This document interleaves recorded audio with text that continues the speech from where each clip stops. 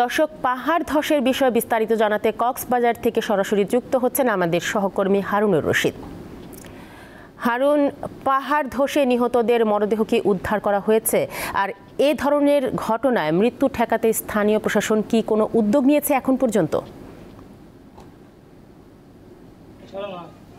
হ্যাঁ তানিয়া, গত রাত থেকে প্রবল বর্ষণ হচ্ছিল। প্রবল বর্ষণের কারণে যে হলো পাহাড়ি এলাকা কক্সবাজারের বিশাল একটা অংশ আছে পুরো পাহাড়ে ঘেরা।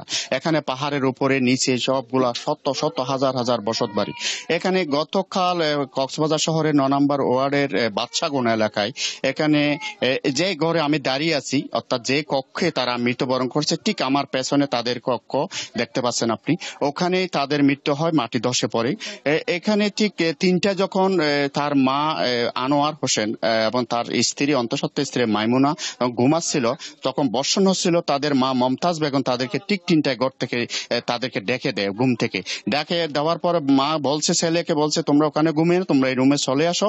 কিন্তু ছেলে বলছে আমরা কিছুক্ষণ পর আজান হবে, আমি চলে যাব। যেহেতু ছেলে এখানে একটা মসজিদের মুয়াজ্জিম হিসেবে কাজ করে, পার্শ্ববর্তী একটা মসজিদে, ছেলে কোনো মায়ের কথা কর্ণপাত না করে আবার ঘুমিয়ে পড়ার ঠিক 3:30টার দিকে পাহাড়টা ধসে এসে তারা মাটির নিচে তলিয়ে যায়।